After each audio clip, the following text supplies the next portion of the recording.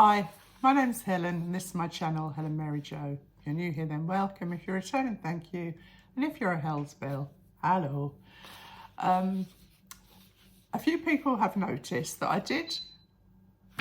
What's that beep? I tell you, my life is ruled by beeps. Beeping idiots and beeping beeps. I did drop the Hellsbell thing for a few videos after I came back from a holiday.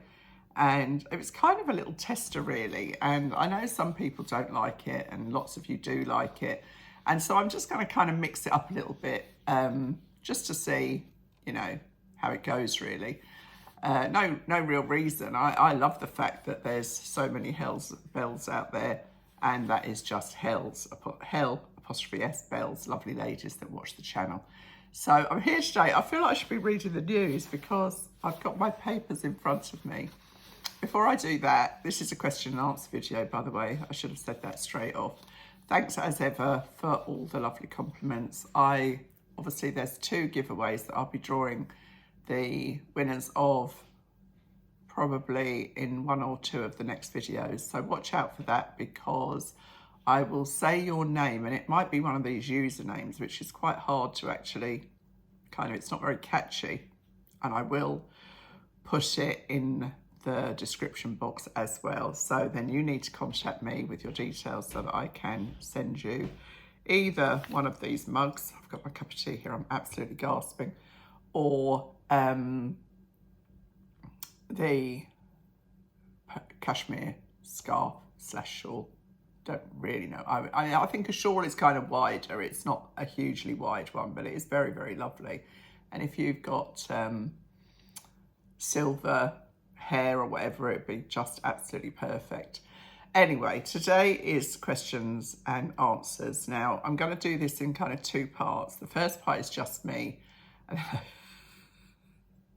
then I'm going to bring Rob in for the second part. So that will be interesting to say the least, because we have not rehearsed anything. So it might be an absolute disaster, darling. But I'll do my best. So I'll just crack on.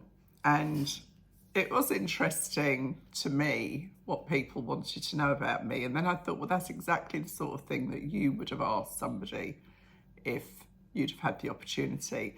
And you know what? I've only probably commented twice on YouTube videos in all the years that I've watched them. I don't generally comment because, and I'll tell you why, is because the couple of times I've commented and asked a question, I've never got an answer.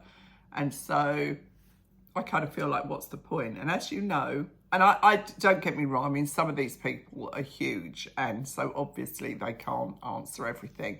But I have answered or acknowledged every single comment that I've ever had on the channel in one way or another. So I will try and do these in some kind of order. So one of the questions I got asked is, tell us something about your earlier life as you come from such a relatively large family. And I'll keep this short because I'm sure nobody wants the memoir of moi. So most of you know I'm one of 6 children. My mum and dad met in London, central London, where they used to live and where they spent the first few years of their married life. I think mum's talked about it before, and then they moved out to Wembley, which at the time was kind of a very small town outside London, and they managed to get their first house there with the help of my mum's dad. I hope I get this right because she will murder me if I get it wrong. Anyway, that's where they started their family, and they had my brother. I had him in London actually, and they moved with him to Wembley. Then they had me and my next sister down, Kathy, who you've met, who was just 15 months younger than me.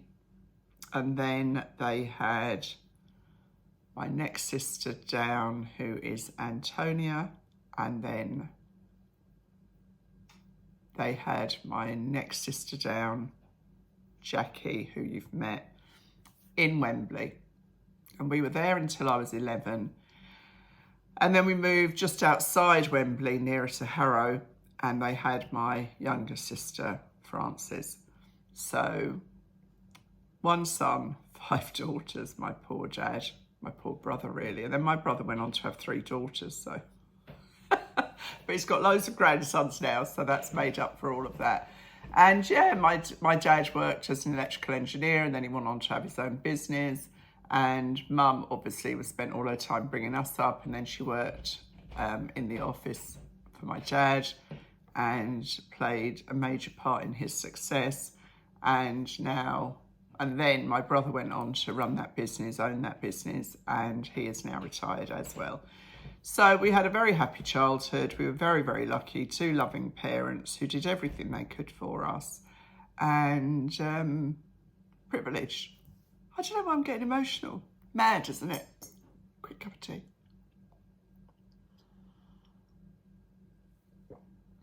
And then I left home when I got married.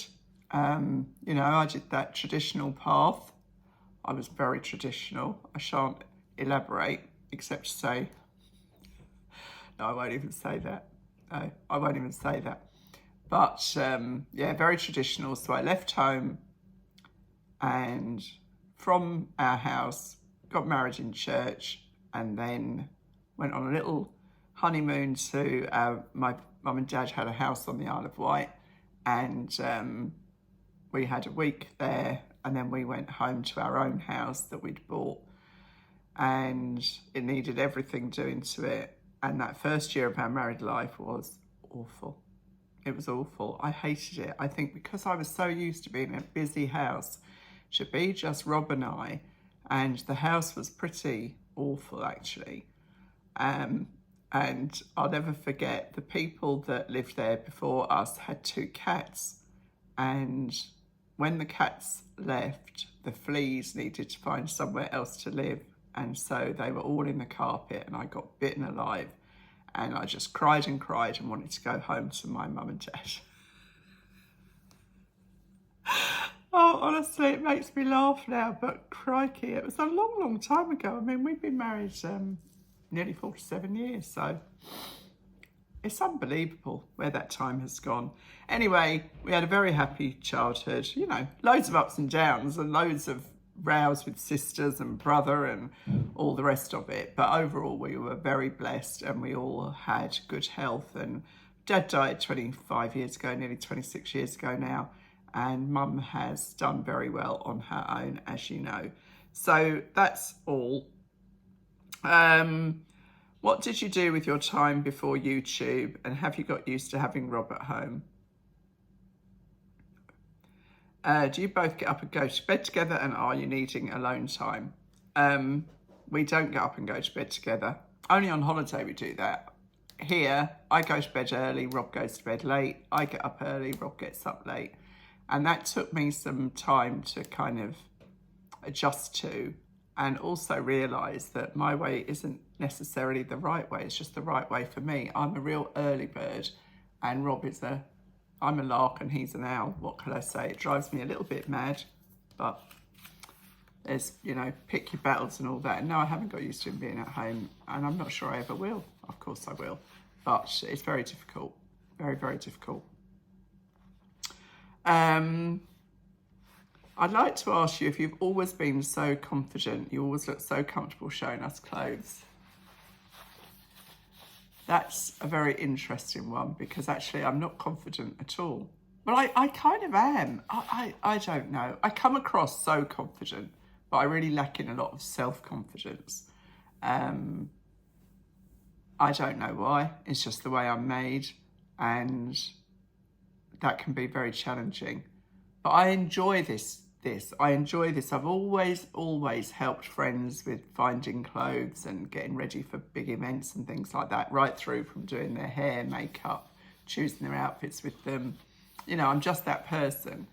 But, you know, they say fake it till you make it. I guess kind of in a way that's what I've done, because I feel like I should be really reading the news here. But, yeah, so, you know.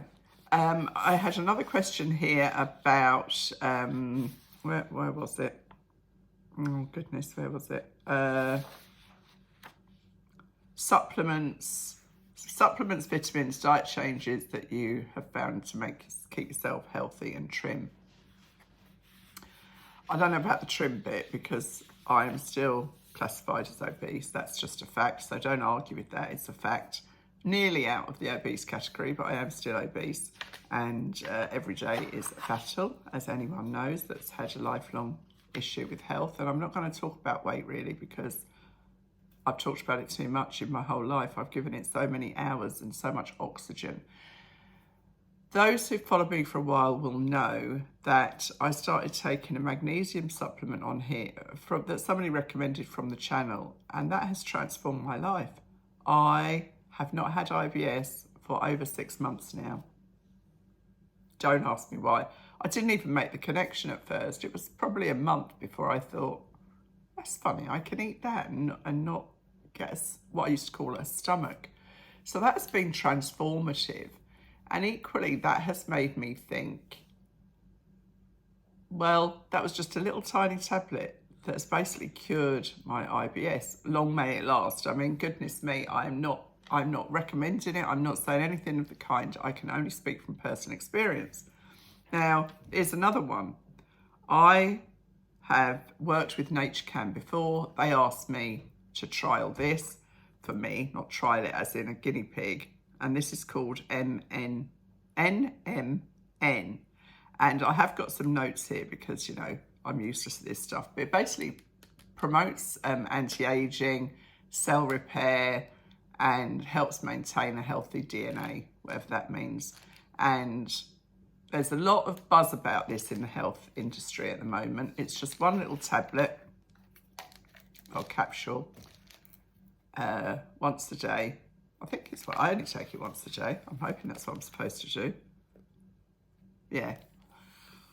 I thought before I promote it, and now get this, it boosts NAD production, which is vital for our energy levels. And I have found, I mean, I don't know if this is a coincidence, but I didn't have any jet lag coming home.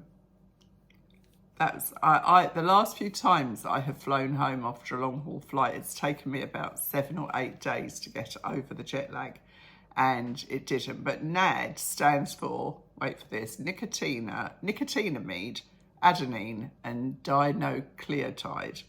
I'm sure you don't really care about that, but if nothing else, I mean, you know, it's very hard to tell, isn't it, how something is working for you? Because if you have, you know, you have good days and bad days like everything else, but the jet lag thing was interesting. Again, I can't say, oh, it cured my jet lag, but I know that I got over it. I didn't have any jet lag.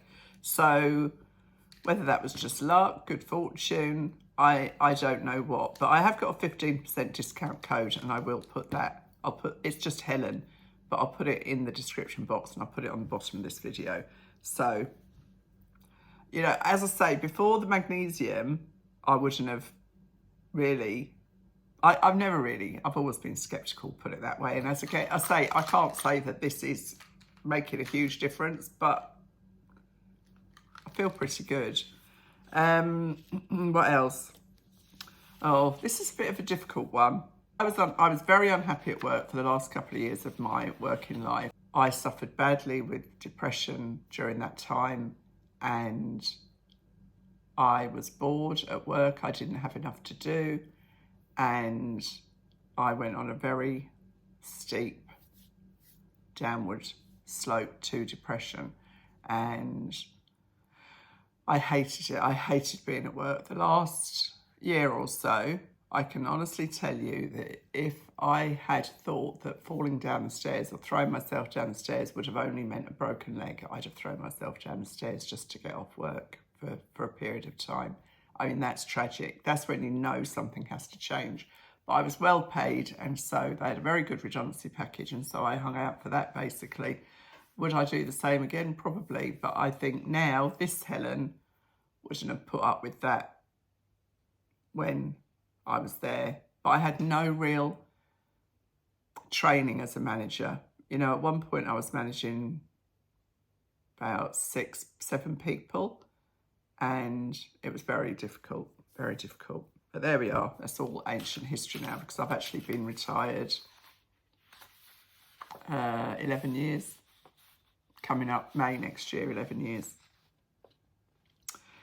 If I was hosting a dinner party, who would be my 5 ultimate celebrity famous guests, past or present, and who would cook for me? Well, I'd have James Martin to cook because I think he seems like a jolly decent man and quite down to earth and easygoing. And he lives in the New Forest, so he wouldn't have far to travel. And I like the kind of food that he prepares. And as for guests, I would have Elvis, Dolly Parton, Michael Parkinson, David Attenborough, and the Queen. And I would make sure that the Queen knew that nothing she said in those 4 walls would go any further. And I would love to hear some truths about all of that. Do I have any regrets, or would I take a different path in life in terms of choices of further education and so on? Yes, a big, huge yes in block capitals.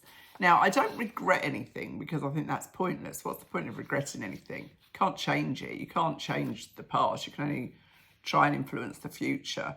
And so, but what I would have done differently, I would have gone on to further education, higher education, because back when I was at school, I remember saying something about a job I fancied doing, and the careers advisor said, oh no dear, you'd need to go to university for that. She didn't say, well, Helen, if you want to achieve that, you need to, get these A levels and rah, rah, rah. And so I just thought, well, that's not for me. So I'll just go out and work. And that's what I did. But when I was typing out my friends' dissertations and things, and I was correcting them and reordering them so they made more sense, and thinking, I could have written this. And I am an intelligent person, and I know now that you don't have to be clever to go to university. And that would have changed my whole life, really. But then I wouldn't have met Rob. Well, if I had, I probably wouldn't have married him, and we wouldn't have the life we've got now. We wouldn't have the children and all the rest of it. So there's no point having regrets. If I could change anything, that's what I would change. And I wouldn't have got married so young either. But then I wouldn't have grown up with Rob. Oh, I don't know. It's impossible, isn't it? But if I could change anything, yeah, it would have been education. So, but as I say, I don't think there's any point dwelling on that, really. Not much more to go through. You have mentioned your career, your business with your daughter, your flower arranging, blah, blah, blah. To a fellow 60-something, I find that really impressive. And that was an interesting question because that made me think about what I've done. Now, I left school and my parents sent me to secretarial college. I went to Pitman Secretarial College for, I think it was 15 weeks. And that is the hardest training I've ever done in my life. It was so, sorry, there's a message just come up. Oh, it's terrible. It was so intense. We had to learn Pitman shorthand, touch typing, she was incredibly strict, and office skills. But that has stood me in such good stead my whole life. And if I ruled the world, every child would learn to touch type because, it's so efficient and so ergonomic for your hands. You're not distorting your thumbs or fingers or whatever. So they did that, and then I got a job as a secretary straight off the back of the training, no problem at all. And then I worked at that, and then I left work to have a baby, Katie. Did just that for a little while. Then I childminded for my closest friend. I looked after first 1, 2, and then 3 of her children, which was great because it was term time only because she was a teacher. Quick slurp. That hasn't come off yet. 2 or 3 times been through the dishwasher. And then, so I used to childmind, but then I started doing party plan, back in the day when you went round to people's houses. Bearing in mind there was no internet then. And I did, what did I do? I did toys. One Christmas I sold toys. So I had our front living room where we used to live was full of toys. And I used to go out and demonstrate these toys in people's houses, and then they'd place orders and then I'd deliver them back. And that used to give me my kind of extra money that I needed to afford Christmas. I think I did that for 2 years. Then I sold books for a company called Letterland, and they were children's kind of educational books for reading. And I sold them both to schools and to parents, and I used to go into nurseries and things like that and sell them. I've always been quite good at selling things. If I believe in a product, I want everyone else to know about it. And it's kind of a lot of what I do now as well. So I did that. And then the whole thing with dried flowers got very popular. And I found a warehouse not far from us. And I, first of all, just made a few for me and friends and things. And then people were like, can you make another one? Can you paint this? Can you make that? And then in the end, it was quite a full-on thing. And I remember once I had a sale at our home, and I had the front room was full of kind of Christmas arrangements, and there was candles burning in there and Christmas music playing. And you could order from the displays that I'd made, you could order, because of course the beauty with dry flowers is it doesn't go off. And then in the other room, I had more like gifts. So I had arrangements made that you could order that had gifts, you know. So it was very, very trendy back then. Not trendy, but it was like home decor. Everybody had some dried flowers in their house somewhere. And yeah, so I did that for a few years. And then on the back of that, I started doing fresh flowers. And then my next door neighbour asked me to do her dad's funeral flowers. So I did those. I'm just quite creative, I suppose. I'm not kind of artistic, but I'm quite creative and I can turn my hand to anything. And I make a reasonable enough job of it. You know, I'm not fantastic, but I can do it well enough. And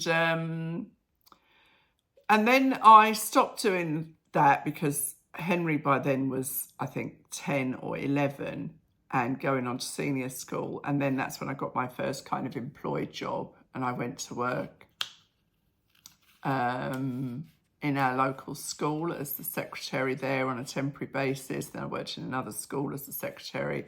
And then I worked in the civic centre and I worked for the education team as an administrator. And I did that for a long time. And then I think I've told you before, I went on holiday and came back and left there because I realised that I was stunting my own growth. And then I went to Heathrow for 2 days, temp work, and stayed there for 16 years. And the rest is history, really. So that was remarkable. So it has been varied when I think about it. And then, you know, I started the sort of online shop with Katie, but that was quite difficult because it's all about publicity, really. And, you know, if you haven't got a marketing budget, which we did not, you can't really get the products out to people, and you don't really want to be spending out on an actual physical store. Oh, and wreath making, yeah. So I do that for 2 or 3 years. I held wreath making classes and I held them at 3 different people's houses, and the hostess got hers free. And then I took everything with me, all fresh foliage, buckets. There's such hard work, buckets and buckets of foliage, and then loads of baubles and ribbons and everything you needed, which is why I've got like 10 pairs of floristry scissors. And they were good fun. In fact, somebody asked my sister this year, is Helen going to do, so I'm going to cough. Loose there as usual. Wreath making this year, and Kathy said, oh, I think she's a bit past that now. So yeah, so I have done a lot, but I've lived a long time now, haven't I? Do you like this scarf? This was my grandmother's scarf, silk scarf, and I got this. I digress as usual. This is a cashmere jumper from H&M, and I liked it because it's nice and loose. And I thought this scarf just had exactly the right colour in it. So I don't like just that plain round neck. I always have to put something on there. So I'll get Rob to come in now. Rob? Yeah. Huh? Yeah. Can you get the wedding album out of the cupboard, please? I'll bring Rob in now and he can answer because... yeah, we'll probably have quite different answers to some of these, so it will be interesting. So Rob's here now, and we've got some questions. Where did we meet and who made the first move? We met at a school. My school dance. Sixth form dance. Leaving dance. Yeah. So I was at a school and I wasn't still at school by then. I'd left school. I did 1 year in sixth form and then I left. But my closest friend was leaving the following year. And I was at work by then. And Rob and his friends, we had a social club where I used to work. And Rob and his friends used to come into the social club. And my friend said, oh, see if you can get them to come to the sixth form dance because we're very short of men because we were at all girls school. So Rob came along to that. And the truth of the matter is I thought, oh, well, he's nice. But there was also another chap and I thought, well, he's nice too. And I'll sort of hopefully hook up. I mean, not like hooking up means nowadays, but just get to know one or the other of them. And we always sort of gravitated towards each other. This is making me laugh. Because it's so ago. It's nearly 50 years ago. It is 50 years ago. Half a century. Oh, good Lord. More than 50. No, it isn't. We've been married 47 years in July and we've known each other for 3 years before we got married. Yeah? So we kind of gravitated towards each other every time we met and we used to have conversations. And Rob was very slow on the uptake. I should have really had a warning then. And I remember him saying to me at one of these chats, I remember him saying, slow burner. You're very sloppy. You haven't lit yet. Oh, whereabouts do you live? And I thought, oh, this is it. And I told him and he went, oh yeah, my brother lives near there. I was like, good Lord above. So I think I asked you out in the end. Did I ask you out? He won't like that because it's not very macho. Anyway, we started going out together. Rob didn't drive. And he lived, it was quite an awkward journey, wasn't it? It was like a train, a walk, a train and a bus. I think I asked you if you wanted to go out for a drink. And we went didn't. to the John Lyon. You didn't. Didn't I? Okay. I remember drinking at John Lyon.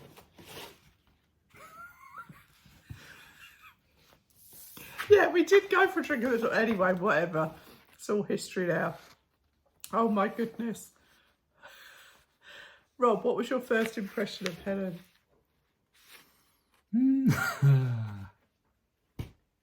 Bearing in mind I was 17. Bold. Bold? When I was 17? Yeah. Okay. Bit forward. And I'm sure the word gorgeous is on the tip of your lips. Yeah. I thought, yeah, you look nice. Don't overdo it, will you? I thought he had a pulse. No, good looking chap. At least I was nice, Rob. You know, I said I fancied you basically. Did you? Oh yeah, okay. Take your word for it. This might have a row after this video.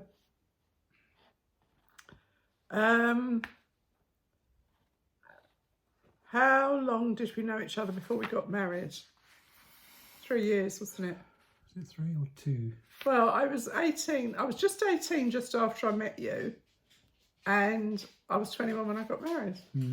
So 3 years. So we went out for about, we went out for 2 years. And then we got engaged on Rob's 21st birthday. And we got married just after my 21st birthday because there's a year between us. So yeah, 3 years before we got married. And I will show you a photo of our wedding day, but before that, this is a very, very bonkers one.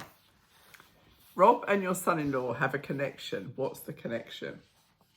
So, Rob's forgotten what the connection is. Oh, yeah. In all our married life, and bearing in mind that Rob is a carpenter by trade, and he obviously has worked manually hard all his life, and he can turn his hand to any of the trades, really, can't you? Plumbing, yeah. Most of the bricklaying, wet trades, painting. What are the dry trades then? electrical. Well, you've done a bit of it. Yeah, but Yeah, not- I mean, my dad and my brother are both qualified electricians, but you can turn your hat. I mean, nothing phases you in the building game. Anyway, that's by the by. But I have never, ever, ever in all those years smelt BO off Rob. His feet never smell nothing. He obviously doesn't produce the bacteria that makes his sweat smell. Well, you know, you don't really think about that, do you? It's just one of those things. Now, it turns out that Katie's husband, Chris, is exactly the same. Now, this is the weirdest thing ever, but it is actually a fact that there are two types. Now, you're not gonna expect this. There are two types of earwax.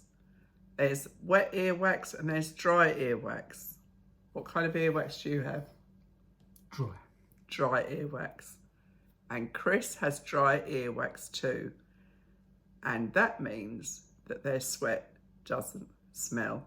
And Katie and I and the children just went to a science show for children, and they actually referred to that fact, which we have never, ever heard of before. Katie just came across it in a book, and we could not believe it. So it's remarkable, really, isn't it? Because it's a really, and it's usually only people, I think it was in South Asia or something, that happens a lot. So it's really, really unusual and remarkable. And yeah, quite different. And then there's just quickly, get that out of the way, show these lovely people. Oh, look what I've got in here. This isn't our marriage certificate. Look, this is a copy of Elvis Presley's marriage certificate that I got when I was in Graceland. And I'll just quickly show you a wedding photograph of us back in the day. Gosh, look at me, just like a little girl I was. It's hard to believe, isn't it? That's me as a little girl, 21. I think I've told you before, I couldn't get many photographs of me with my sisters after I got married because my third sister down, Antonia, couldn't stop crying. So this is probably the best one, isn't it? Mm-hmm.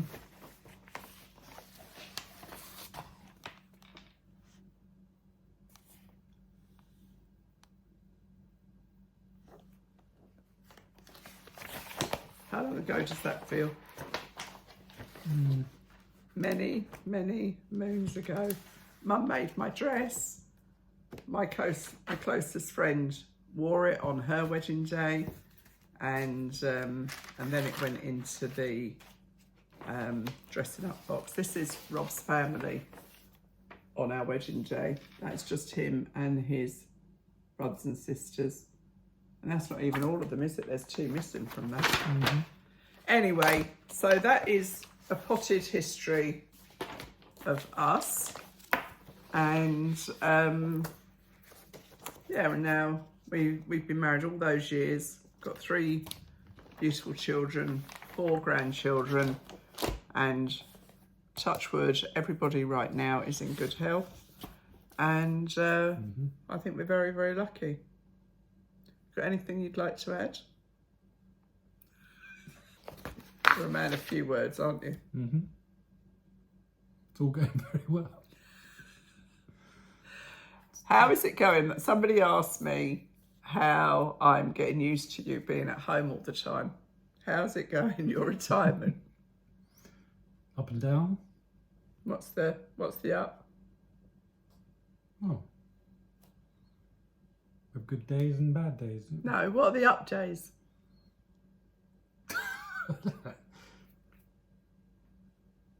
When there's plenty to do.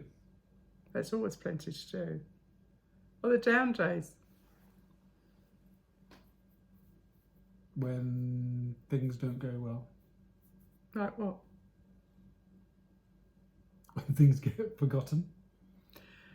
What Rob's alluding to here is that housework is his job now.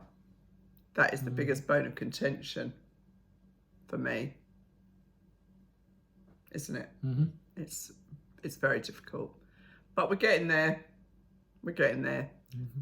All you can do, isn't it? It's a very difficult phase, I think, this, because, you know, when you first get married, you're incredibly busy. Then you have children and all your focus is on the children. And then they leave home and we were both working full time. And then you're both just like different people, aren't you? You're different people to who you were when we got married at 21 and 22. And yeah, I think it's really, really challenging, but I think we're getting there slowly. It's just, you know what's really hard? I mean, the biggest thing is communication. You're not very good at communication, are you? Doesn't Rob? Rob always thinks that any question is loaded. So he tends to think that if I'm asking a question, it's a criticism, and it's not a criticism, it's just a question. But there we are, you can't change people. So that's us. I'm not sure how many of you will watch this Q&A, but if you have and you've stuck to the end, I hope you've enjoyed it, and we'll see you really soon. Thanks for watching. Bye. Bye. Bye? What was that?